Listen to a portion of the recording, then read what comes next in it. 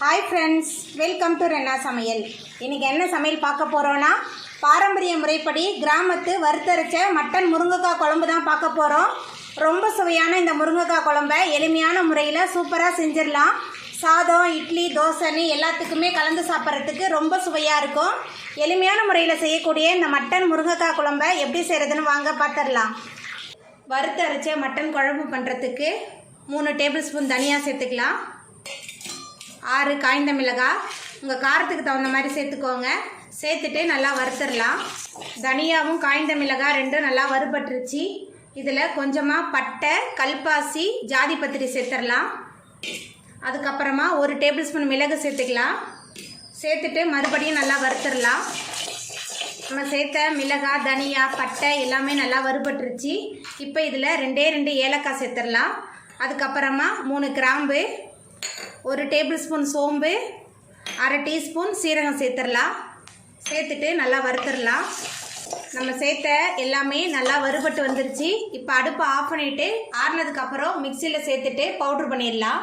வறுத்து அரைச்ச மட்டன் குழம்பு பண்ணுறதுக்கு 4 டேபிள் ஸ்பூன் எண்ணெயை சூடு பண்ணிடலாம். எண்ணெய் சூடாகி வரட்டும். எண்ணெய் சூடாகிட்டு இதில் 1 டீஸ்பூன் சோம்பு சேர்த்துடலாம். சோம்பு சேர்த்து சோம்பு நல்லா பொரிய ஆரம்பிச்சிருச்சு. பொடியாக நறுக்குன 2 பெரிய வெங்காயம் சேர்த்துடலாம். ஒரே ஒரு தக்காளி பழம் கொஞ்சமாக கருவேப்பிலை எல்லாத்தையும் சேர்த்துட்டு நல்லா வதக்கிடலாம். நம்ம சேர்த்த வெங்காயம் தக்காளி நல்லா வதங்கி வந்துருச்சு. இப்போ இதில் 2 பச்சை மிளகாய் கீறி வச்சுருக்கேன். பச்சை மிளகாய் சேர்த்துடலாம். அதுக்கப்புறம் 2 டேபிள் ஸ்பூன் இஞ்சி பூண்டு விழுது எல்லாத்தையும் சேர்த்துட்டு நல்லா வதக்கிடலாம். இஞ்சி பூண்டோட பச்சை வாசனை போகணும், அது வரைக்கும் நல்லா வதக்கிடலாம். இஞ்சி பூண்டு விழுது நல்லா வதங்கி இஞ்சி பூண்டோட பச்சை வாசனை போயிடுச்சு. இப்போ இதில் நம்ம மட்டன் சேர்த்துடலாம். 1/2 கிலோ மட்டனை மஞ்சத்தூள் சேர்த்து சுத்தம் பண்ணி வச்சுருக்கேன். மட்டன் சேர்த்துக்கலாம். மட்டனை சேர்த்துட்டு இந்த எண்ணெயிலேயே கொஞ்சம் நேரத்துக்கு மட்டனை நல்லா வதக்கிடலாம். இந்த மாதிரி நம்ம வதக்கி செய்யும்போது நல்ல சுவையாக இருக்கும் மட்டன் குழம்பு. மட்டனை எண்ணெயில் கொஞ்சம் நேரத்துக்கு நல்லா வதக்கியாச்சு. இப்போ இதில் மசாலா தூள்லாம் சேர்த்துக்கலாம்.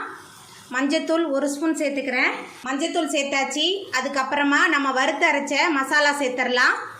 அதுக்கப்புறமா குழம்புக்கு தேவையான அளவுக்கு உப்பு சேர்த்துக்கலாம். சேர்த்துட்டு மறுபடியும் கொஞ்சம் நேரத்துக்கு இந்த எண்ணெயிலே நல்லா வதக்கலாம். நம்ம சேர்த்த மசாலா மட்டன் எல்லாமே கலந்து நல்லா வதங்கி வரணும், அது வரைக்கும் நல்லா வதக்கிடலாம். மட்டன் மசாலா எல்லாமே கலந்து நல்லா வதங்கி வந்துருச்சு. இப்போ இதில் மட்டன் வேகிறதுக்கு தேவையான அளவுக்கு தண்ணி சேர்த்துடலாம். மட்டன் மூழ்கிற அளவுக்கு தண்ணி சேர்த்தாச்சு. இப்போ கலந்து விட்டுடலாம். நல்லா கலந்தாச்சு. இப்போ ஒரு மூடி போட்டு 25 நிமிஷத்துக்கு வேக வைக்கலாம். மட்டன் பாதி அளவு நல்லா வெந்து வந்துருச்சு. இப்போ இதில் ஒரே ஒரு முருங்கைக்காய் சேர்த்துடலாம். முருங்கைக்காய் சேர்த்துட்டு மறுபடியும் மூடி வச்சிடலாம். முருங்கைக்காய் மட்டன் எல்லாமே சேர்ந்து நல்லா கலந்து வெந்து வரட்டும். திறந்துடலாம். குழம்பு நல்லா கொதிக்க ஆரம்பிச்சிருச்சு பாருங்கள். எண்ணெயெல்லாம் பிரிஞ்சு நல்லா மேலே வந்துருச்சு. முருங்கைக்காய்லாம் நல்லா வெந்துருச்சு. இப்போ இதில் கொஞ்சமாக புளித்தண்ணி சேர்த்துக்கலாம். ரொம்ப குறைவான புளித்தண்ணி ஊற்றிட்டு நல்லா கலந்துடலாம். புளித்தண்ணி ஊற்றிட்டு நல்லா கலந்தாச்சு. இப்போ மேலால் கொஞ்சமாக கொத்தமல்லி தழை தூவிடலாம். புளித்தண்ணி ஊற்றி நீங்கள் மட்டன் குழம்பு செஞ்சு பாருங்கள், ரொம்ப சுவையாக இருக்கும். நம்ம சேர்த்த மட்டன் முருங்கைக்காய் புளித்தண்ணி எல்லாமே சேர்ந்து நல்லா கொதிக்க ஆரம்பிச்சிருச்சு. இப்போ நம்ம அடுப்பை ஆஃப் பண்ணிடலாம்.